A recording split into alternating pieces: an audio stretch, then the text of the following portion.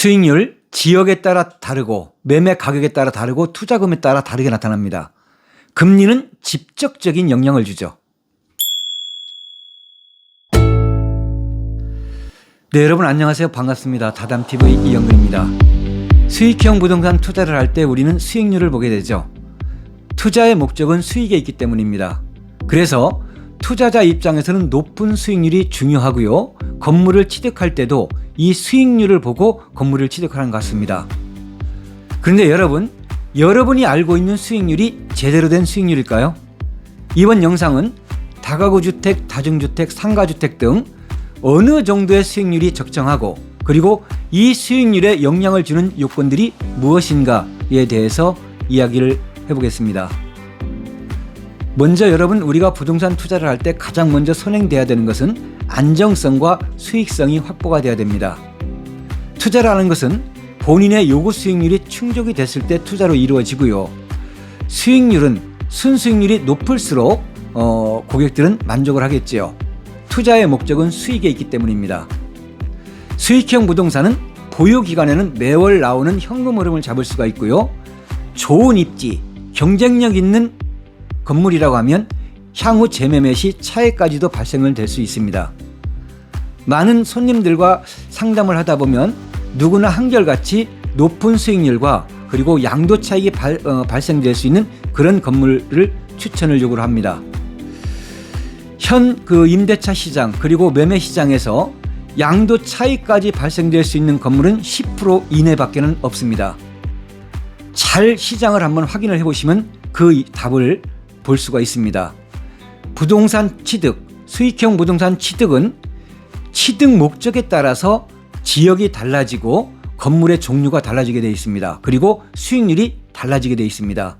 여러분들이 수익을 원한다라고 한다면 수익이 최적화되고 높은 수익이 나오는 지역, 양도 차익을 바란다고 한다면 양도 차익을 낼 수 있는 지역과 수익률 분명하게 양분화되어 있습니다.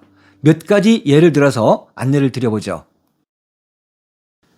네, 다음은 예를 들어보겠습니다. 여러분이라면 다음 건물 A, B 중에서 어느 건물에 투자를 하시겠습니까? A 건물과 B 건물이 모두 대지 평수와 건축 연면적은 같습니다. 또한 투자 금액도 4억으로 같습니다. A 건물은 수도권에 있는 다가구 주택이고요. 매매 가격은 20억, 대지 평수는 80평, 건축 면적 200평, 세대수는 17세대로 구성이 되어 있습니다. 보증금액 8억, 전세 1억짜리 7개에 월세 보증금 1억 해서 보증금은 8억으로 세팅이 되고요. 본인 투자금은 4억이 됩니다. 1.5룸 10개에 55만 원의 임료를 받는다라고 한다면 월세 수익은 550만 원이 되겠고요. 대출 이자는 8억 6%로 산정을 했을 때 월 400만 원의 이자가 나가게 됩니다. 이 건물의 월 순수익은 월세 수익 550만 원에서 이자 400만 원을 공제를 하게 되면 매월 150만 원의 월 순수익이 나오고 연수익률은 4.5%입니다. 이에 반해서 B건물 같은 경우는 지방 역세권에 있는 건물로 매매 가격 15억입니다. 대지 평수 80평, 건축 연면적 200, 세대수 17세대, 대출 금액은 7억으로 세팅이 되고요. 보증 금액은 4억, 1억짜리 3개만 전세를 놨고 월세 보증금 1억 해서 보증금, 총 보증금은 4억이 됩니다. 본인 투자금 4억을 투자해서 1.5룸 14개를 매월 55만 원을 받으면 월세 수익은 770만 원이 나옵니다. 대출 이자는 7억에 6%로 산정을 했을 때 매월 350만 원의 이자가 발생이 되고요. B건물의 월 순수익은 월세 수익 770만 원에서 이자 350만 원을 공제를 하게 되면 420만 원의 월 순수익을 얻게 됩니다. 연수익률은 12.5%가 됩니다. A, B 건물 모두 투자금이 같고 대지 면적도 같습니다. 건물 연면적도 같습니다. 차이 나는 것은 매매 금액에서 차이인데요. 매매 금액의 차이가 나는 것은 땅 가격에서 차이가 나기 때문입니다. 건물 가격은 같은 평수, 같은 연면적이기 때문에 건물 가격은 같다고 봅니다. 수익률의 차이는 본인 투자금 대비 매매 금액, 땅 가격에서 이처럼 차이가 나게 되고요. 수도권에서는 매매 가격이 높고 수익률 차이로 인해서 엄두도 낼 수가 없는 그런 상황이죠.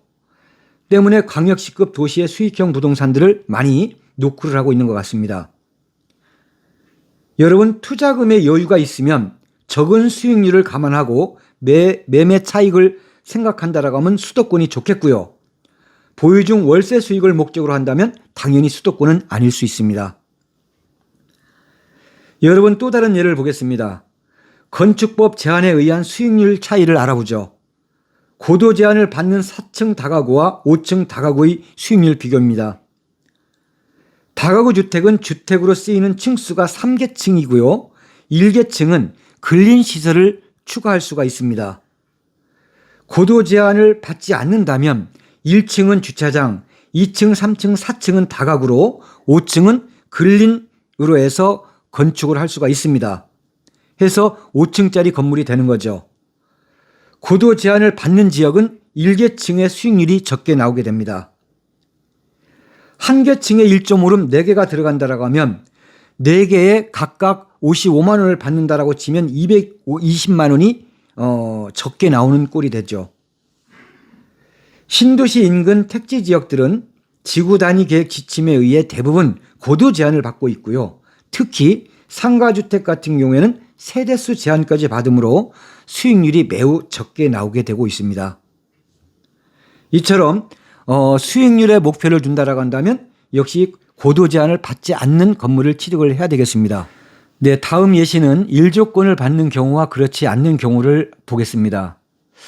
여러분이 만약에 건물을 취득한다면 여러분 남향이 좋을까요? 아니면 북향이 좋을까요?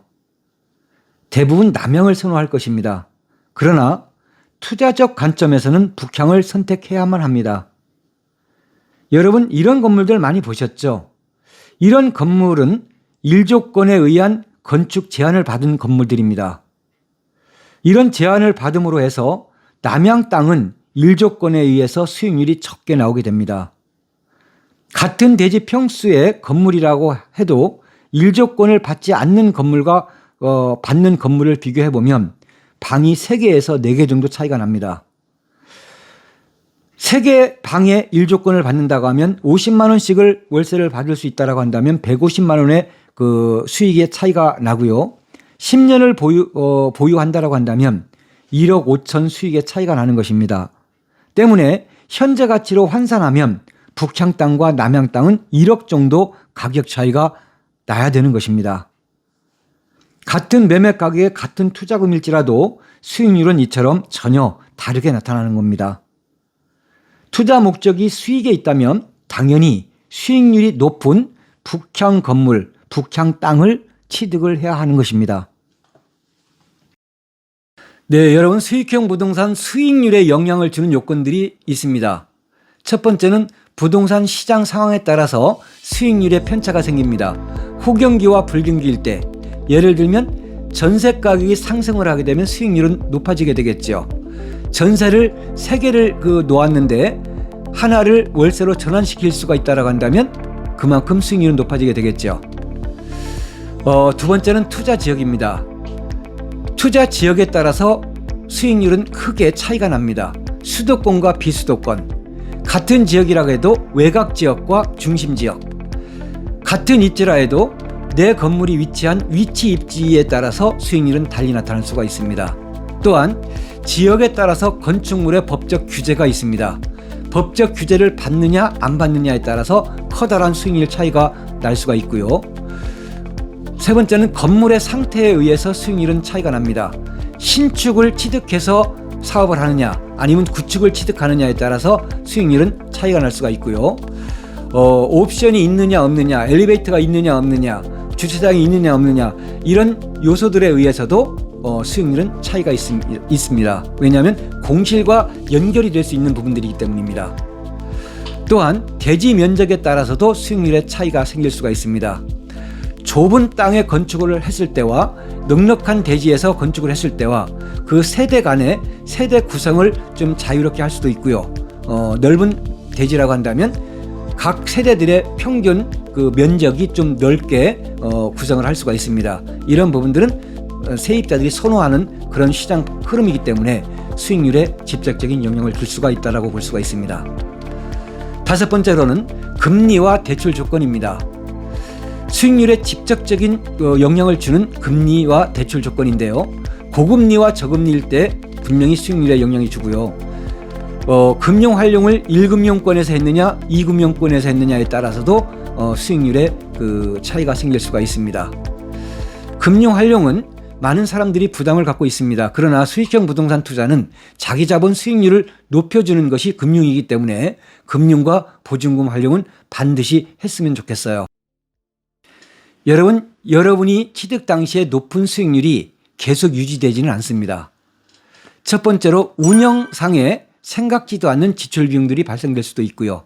두 번째는 시장 환경이 바뀔 수가 있습니다. 임차 수요 감소로 공실이 발생될 수 있다면 수익률은 떨어지게 됩니다. 세 번째는 임차 기간 만료 시 중개 수수료 같은 것도 발생이 될 수가 있고요. 네 번째는 건물 유지 관리비가 발생이 됩니다. 세입자가 바뀔 때 도배 장판이라든가 침대 아니면 옵션 수선비 등이 발생될 수가 있습니다. 다섯 번째로 취득 당시 수익률이 높았다고 한다면 그 수익률이 정확한 수익률인지 인근 시장의 임료와 부합되는지 거품이 있지는 않는지 팩트를 꼭 확인하고서 건물을 취득해야 될 것 같습니다. 여섯 번째로는 본인 건물의 공실을 없애기 위해서는 인근 부동산과 교류를 해보십시오. 정보를 얻고 이런 부분들이 본인 건물의 공실을 줄일 수 있는 하나의 방법이 될 수 있습니다. 수익률, 여러분 결론을 말씀드리겠습니다. 취득 목적에 따라서 지역이 달라지고 수익률은 달라지게 되어 있습니다. 재매매 시 차익을 생각하신다고 한다면 미래 가치에 중점을 두고 중심지라든가 지가 상승 유발 지역의 건물을 취득하는 것이 답이 되겠습니다. 제 영상에서 계속 여러분들에게 말씀드리는 것이 있는데요. 임대사업의 시작, 성공 임대사업의 시작은 좋은 건물 취득에서부터 시작이 됩니다. 높은 수익률을 목적으로 하든 미래 차익을 목적으로 하든 취득 목적이 분명해야지만이 여러분들이 실패하지 않는 그런 매물을 취득할 수가 있습니다. 네, 여러분 오늘의 영상은 여기까지입니다. 딱딱한 영상 끝까지 시청해 주셔서 감사합니다. 영상에 도움이 되셨다고 한다면 좋아요와 구독 다시 한번 부탁드리고요. 여러분 새해 복 많이 받으십시오. 2024년에도 여러분들과 함께 행복한 월세 부자를 만들어 가겠습니다. 더욱더 왕성한 중개 활동으로 고객분들에게 한 발 더 앞서가는 다가가는 그런 다담TV가 되겠습니다. 감사합니다.